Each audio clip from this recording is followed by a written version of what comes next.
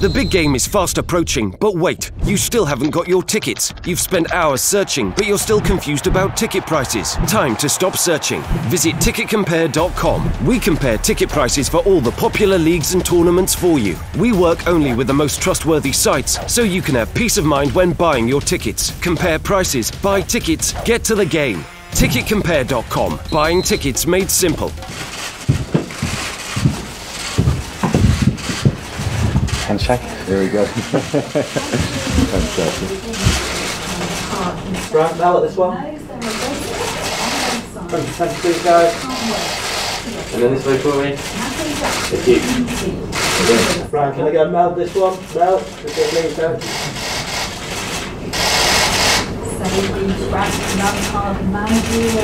Remember this way. That's what I keep.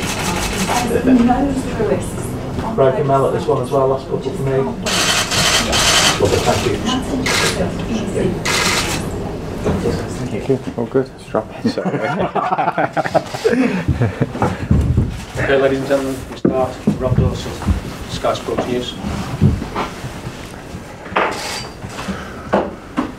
Frank, many congratulations. How does this feel? Feels great. Feels great. It's a fantastic opportunity for me. You know, this club, well aware of the tradition, walk the hallways and it's coming off the walls. So I knew that already here, and I knew the size of the club, I knew the fan base. So the opportunity for me in my first job as a manager was just a great one. And on top of that, having conversations with Mel on the board here, and a very open conversation of where we want to go in matches. Can't wait to get started. Why did you want to be a manager? You've seen the stick that managers get. You've seen that a lot of them have very short lifespans as well. Well, you want to put your head above the parapet. Well, I was a player and I took some stick for 20 years, so it's part of the territory. But you can't take away the love that we have for wanting to succeed. And you know, I've had now 18 months away from playing, which has been great for me. It's been a different lifestyle. I've worked on my coaching qualifications a lot. I've been on holidays at different times, which I couldn't do for 20 years, and I worked in the media, but I still had that desire, you know, that desire to come and manage and be at the cutthroat end, which has been in the blood since I can remember. I missed that, so I've worked hard, and now I feel in a position to come back, and I understand that it's not always plain sailing. That comes with the territory. I'm not afraid of that. I just want to make a success of it. Can you give us an idea of what type of manager you're going to be? Have you given it any thought? Is it something you can control, or is it just something that comes natural? Yeah, I've certainly thought about it a lot, and I probably thought about it through my career because I had the pleasure of so many great managers. So as you get older and into my 30s, I try to take everything on board of all of them and try and incorporate into that and be my own person. I'm not a clone of any manager, any one manager I had. I saw what I thought was the good or what I thought was the bad of them, and I'll make, you know, my own judgments. And I'll be open. You know, I'm a young manager, freshly retired. I feel like I know the dressing room. I feel like, and hope I know the needs of the dressing room, and I will open that relationship up very quickly with all the players. It's a very blank canvas for me in terms of the relationship I've formed with them to try and improve individuals and try and improve the club. You know, there's a lot of work to be done. I'm a hard worker, and I'll bring that here. Tracksuit or suit on the touchline? This really matters to everybody, this, doesn't it? It's just, we'll suit, but you know, yeah, suit. I mean, I'd like to be smart. I think I like, you know, it's just my style. But win games, tracksuit or suit, but probably suit. Is there any chance that you might name yourself as a player? No. Is that absolutely gone? Yeah. Can you reconsider? Yeah. Yeah, no, I mean, listen, I knew the time was right to finish, you know, and that's 18 months ago. So that's a long time. I've hardly kicked a ball since. So I'd need a good, strong pre-season, that's for sure. But no, it's not. The focus is all on managing this club, and I think that's the way it has to be in the modern day. It's too big a job. You know, everything needs to be thrown into, from my point of view, in putting out a team, getting together a squad that can be successful. You say football's in the blood, coaching's in the family as well, obviously, with you know, your dad, Frank Lampard Senior, and your uncle Harry Redknapp. Yeah. What advice have they given you? Do they think you're mad? No, the opposite. Maybe they're mad. I don't know. It's the opposite. No, my dad was very, very behind it, and Harry the same. And Harry obviously knows the club very well. So it was very important for me to have those conversations. But I knew my own mind, really. I was looking for a backup and a confirmation in a way. It's not just those two, it's my family in general, because this has to be right for me on and off the pitch. And it was a resounding yes, firstly from me, because I see what the opportunity is here and it feels right. Will you talk to them? I mean, will they be on the end of a phone line? Well, my dad will be ringing me after every game, don't worry about that. He did it for 20 years as a player, so he's not going to stop now. But listen, I'm fortunate that I have that around me. I was fortunate in my career to have that advice, that knowledge, and you take what you want, or but I always listen. So I'll listen to my dad when he's driving home, and I'll listen to Harry, and I think all the contacts or the friends in football that I have over the years, there's nothing wrong with listening, but in the end I'll make the decisions. Different players have come into management at different levels in the football pyramid. You've chosen the Championship. Was that deliberate on your part? Is this the level you thought was best for you? No, it wasn't. It can't be deliberate because it's. I mentioned being flattered a lot today to have this club of the size of Derby County wanting me to be their manager. I didn't know what the situation was. All I could do was finish, play and work hard at my qualifications, and then here I am. So it didn't matter to me. I've spoken about it before, and people are so interested in where you might go in. Everybody starts somewhere. This opportunity came up to me. It felt completely right. The proof will be in results, as it always will be, not just to the board, to the fans and to everybody who's looking on. So I have to get to work to produce those results. What about the Championship? How much do you know about it? I mean, obviously your punditry work's been Premier League, Champions League. You played in America last. I wonder whether you feel you're a bit rusty, you've got to catch up with us. I watch it a lot, don't worry. I watch it. The Championship is one of the most entertaining leagues, most toughest leagues to get out of, most competitive leagues. I watched it week in, week out. I watched both playoff games between Derby and Fulham. I've watched numerous Derby games from last season just by enjoying football. So listen, I don't think there's a great difference. The rules of football remain the same for me, and the first rule is hard work and being competitive. And if you give that as a player, if you give that to the fans to watch, you have a great chance of success, because I know that this club already has quality there and a quality squad, and things will evolve and things will change, and I'll put my mark on this team. But the basic thing I'll demand is that work rate and desire, because in the Championship, as much as any league, that's crucial for me. How much have you talked about the budget? Did you have to be clear on what your wage bill would be and how competitive you could be before you took the job? Well, we were open, which I think is the important part, and I don't think it's the figures. We're not here to discuss figures. We're here to say, how can we make this squad better? And the decisions to be made, whether it's in or out, or with the team, or the formation, or wherever it is, those will be my decisions on the training ground, and there'll be open conversations off the pitch. But I'm here to succeed and be competitive. So that's something that I've had in my career, fortunately, through being in very strong teams a lot. At the start of the season, our aim was always to be the best we can be, and normally that was winning titles. Here, we'll aim higher. We'll try and give that. We're realistic at the same time. But from the first day of pre-season, my aim, when I talk to the squad, is that we want to be successful, and that means promotion. It seems a good time to bring in the owner, Mel Morris, the man who gave you the job. Mel, we talked about budgets there. You've put an awful lot of money into this football club already. Sure. Is now a time where you've got to rein it in because of financial fair play? Is it going to be tougher this year? Have you got to sell some? It's impossible to spend at the level we have year after year after year. FFP is very real. We take it very seriously. We've even been a big advocate of FFP. So, it's time to bring our house in order in that regard. But as Frank said, it's also a time to try and look at doing that whilst also seeing if we can progress at the same time. And I think that's really why Frank also, to me, is a standout candidate in terms of being able to manage that blend, inspire the players that we have, but also actually try and freshen it up as well. Glittering career, the man alongside you. He's a very famous man. It's a big coup in that regard, but is it a gamble as well? Well, every managerial appointment is a gamble. If it was a slam dunk, there'd be a list of people who say, I can guarantee a promotion, it'll be easy. All sorts of things can derail the season. I've seen that many, many seasons. So yes, it's always a risk. But I think this one here, we spent a long time discussing this. It's not been a short conversation. We had many, many meetings over the last couple of weeks. And as we get further into the detail of that, we've seen a lot of things where we have a common view. And I think we also realise that, there are challenges. I don't think there's any doubt that, anyone's first time as a manager is going to have an element of risk. There'll be new challenges for them to face. But Frank's coming at this thing with a tremendous knowledge of the game. His personality speaks for itself. You only have to listen to his answer to your questions today is a good example of that. He has tremendous humility, he's extremely humble, and he has great empathy with people. And I think that's great. And if you look at his track record as well with that, he'll inspire people. And I'm convinced that will be a major factor in us going forward. You know, I know you love it when I throw this stat at you about how many managers have come and gone in your reign, but look, he is the 7th manager here in 3 years. Sure. Not all that's your fault. Sure. Gary Rowett left, obviously, but the one thing a new manager will want to know is that he's going to be given time. Can you give him and the people listening that guarantee? We've had that conversation, and the answer is yes. You know, quite simply, if you look at last season, it wasn't always clear sailing. We had one of the worst starts for a long, long time.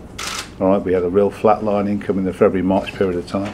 There was never any pressure on the manager. You know, we thought Gary would be here this season. That wasn't to be. But we're here now, and I think, you know, we understand the fact that there are blips, there will be problems, and there'll be challenges that come along, and we've got to be patient with that, and so are the fans too. But that doesn't mean we can't be ambitious. You just very candidly said, look, the finances we've got to be realistic about. Do you fear that Gary Rowett might come in and raid his old squad, and can you keep hold of Matej Vidra, who was top scorer in this division last season? Well, I think obviously in terms of, I don't know what Gary's plans are over at Stoke, but we will face those challenges if and when they arise. But I think our existing squad will be extremely enthused and inspired by this appointment, and I think that'll be a major factor in those sort of discussions. Frank, it's almost certain that your new players are watching this now live on Sky Sports News. What's your message to them? Well, listen, as I mentioned before, I'm fresh out of the game, so I want to get on their level straight away. And I feel like from my career, the one thing, and I'll harp back to it, and I'll probably bore you with it if you keep interviewing me through the year, is the work ethic that I want from the players. And that's not to scare them, that's just to improve us. And it's the base. And from what I saw of the squad last year, they had that anyway. So of course there will be twists or change. I need to bring my influence and style to the club, but there's nothing to fear here. I'll be very open. I'll demand hard work. I'm with them, and I want to bring success as a group. Those are conversations I'll have. I'm looking forward to having them with them personally. Did you have other offers, maybe even at a higher level than Derby? No, I didn't. At a higher level than Derby for sure.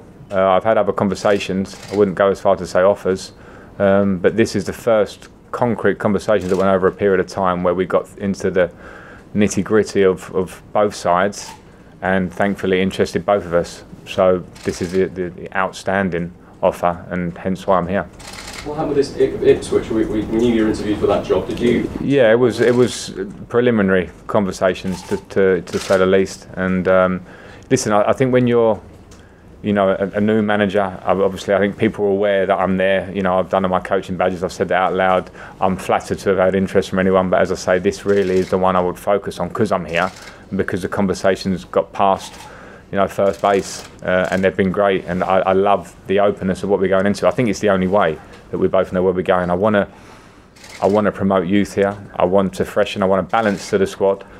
I mean, the club speaks for itself. This place is huge. I was here last night on the pitch. Night time, lights are on, and it was almost more of a sensation than being full. It was, you could feel it, and I got a great feeling from that. So I can't wait for the season to start.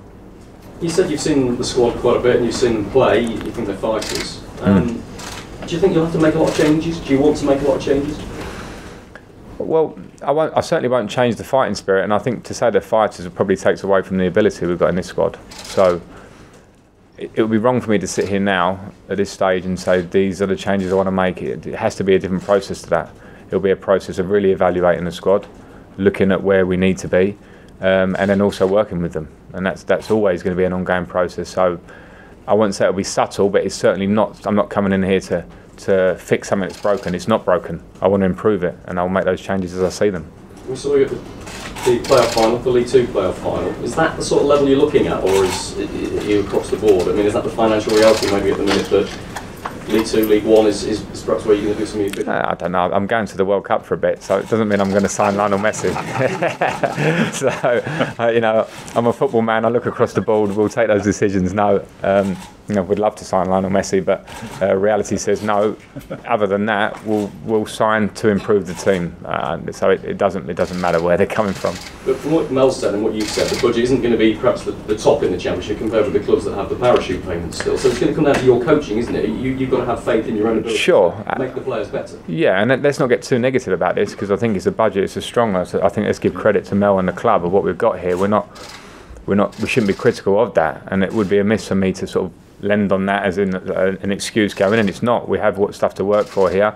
The test for us is to get the balance of the squad, and then the test for me and my staff and for the players is to show it on the pitch. That will be the end rule really, and that will be the thing that will define us as a team and as a squad this year. What about your backroom staff? Yet to be decided, I understand? Yeah, and it's very close to being decided. It's just a case of where I wouldn't speak ahead of the game when things are not completely concluded. I know what it is, and it'll be like-minded people to myself with the same vision, and they'll be important here because I sit here, but I rely on them massively because everyone who comes in my backroom staff will bring their own strengths in their own departments, and we'll be a team. We'll win as a team and lose as a team, and I'm excited to have them. So it'll become very clear very, very soon. My last question, Frank, if that's all right. You may have noticed that somebody called John Terry became a free agent yesterday. I did notice that. I hadn't spoken to John. I got a message this morning, and I don't know what your question is. It's more of a statement. Is he coming here? Well, at the moment I think he's in Greece or somewhere, so on holiday. So he's certainly not coming here soon. Listen, there are conversations ongoing across the board, and that isn't one of them. Is what I'm saying. These conversations start now. And of course, John Terry's had a great career. We'll concentrate on what we want to do here. So there's certainly not an answer for you now. Thanks. Frank, obviously Steven Gerrard took up the role at Rangers about a month or so ago. I'm just wondering sort of how that might have whetted your appetite in terms of sort of getting in. Well, it didn't whet my appetite as such. I'm my own person, and I had the ambitions myself. But yeah, I liked it. I liked to see it because I liked the fact that Stephen, let's say, went out of his comfort zone, but he was obviously learning his trade at Liverpool with the under-18s, and I think that's great. But Steven Gerrard is a competitive man. I know that, and nothing beats, competitive men's football, and that's what he's in now. And I love the fact he took on that challenge. I love the fact that a young manager got the chance to take on that challenge. And I hope he's successful for himself because I think he deserves that. He was a successful player and I don't see any reason why he won't be. So we're probably in the same boat in terms of our intentions, but it didn't really change my opinion. I just think it's great that young managers are getting opportunities because I know he's worked very hard to get there. It's not come naturally because he's Steven Gerrard. He's put the effort in as I have. There was a bit of talk last season about the merry-go-round of older managers, I guess especially in the Premier League. How excited are you to perhaps spearhead the new generation of young British managers? Well, I'm excited to be of a generation of young managers. I think in England, in Britain, we've possibly been behind in the modern day with that. I think we've seen it in Germany and Spain, probably ahead of us. But I think with my generation, well, talking from my own point of view, but I think this is a bit of a general rule. We've worked under lots of different styles of managers. That should only help you gain knowledge. So hopefully this new generation will. But listen, the merry-go-round, as you put it, of older managers, they're not going anywhere either. I don't think we should fight against them. You need to just prove yourself case by case. I'm here to do well for myself, and great. Every other young generation manager that comes along, I'll applaud them and back them because I think it's great and it's the future. You mentioned how enthusiastic and how excited you are about getting into management, but is there anything that you were perhaps a little bit reserved about or concerned about, just in general as a manager? Because we've seen a lot of turnover here, as Rob has said. In general, there's a lot of turnover within football. But the only thing is, I don't want to lose. I don't want to be unsuccessful. That's how I played football for 20 years. So that would be my fear, but that was my fear as a player. And I'm not saying it's a negative, it's a good thing, because I want to be successful. So yeah, I mean, listen, the easy option for me would have been to finish playing and probably take other routes. But this is what I am, I'm a football man. So, the fear is of a failure, but I flip that. I want to succeed. So it's not a problem. I think you should have that. That drives me on to try and do well.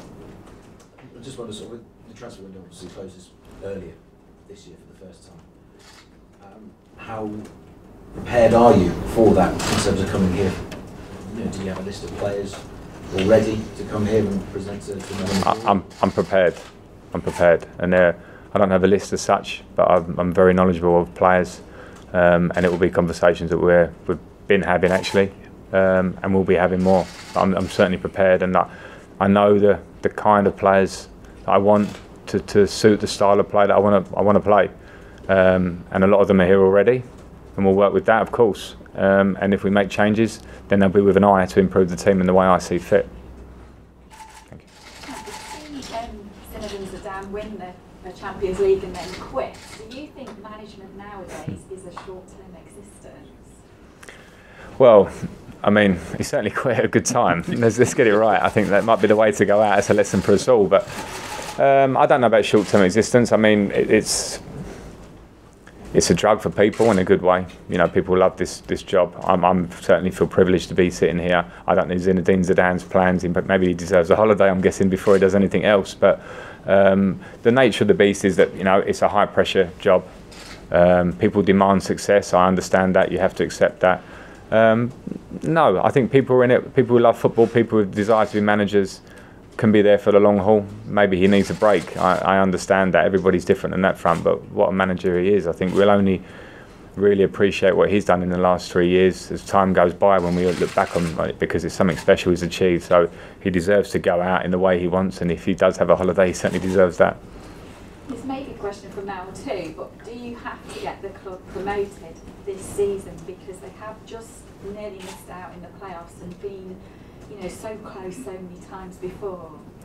Well, yeah, and I think, well, from my point of view, I've watched them be so close, and there are so many reasons for that. It can be bad luck, it can be a bad moment, it can be momentum at a time of the season. So I think there's some bad fortune there for sure. In terms of having to get the club promoted, it's too cut and dry to say it that way from my point of view. Mel can answer it, but my aim is to do that, and I work everything I can to get there. But to sit here now and say we must get promoted is a really big call. But I will certainly convey that to the players, that that's what we're going for. Well, is it a long-term project, or do we have to do it this season? Listen, every year our fans, people in the club would like to see his club promoted. If it was a make or break, you know, you can't put that on someone. That's not fair. So there's no sort of objective that Frank's got to get us promoted in the 18-19 season. That's not an objective. Obviously we'd like it to happen, but it's not a make or break. And certainly to my mind, it's more about what we're trying to build. Now if that builds quickly and we can do that, fantastic. But if not, then I still expect us to have a great season and go through at the end of the season in a great position. But who knows where it'll end? We don't know. Any other questions? Gentlemen, thank you. Good. Thanks very much, everyone. Thank you. Thanks. Thanks, Frank. Cheers, good stuff. Thank you. Cheers. Thanks.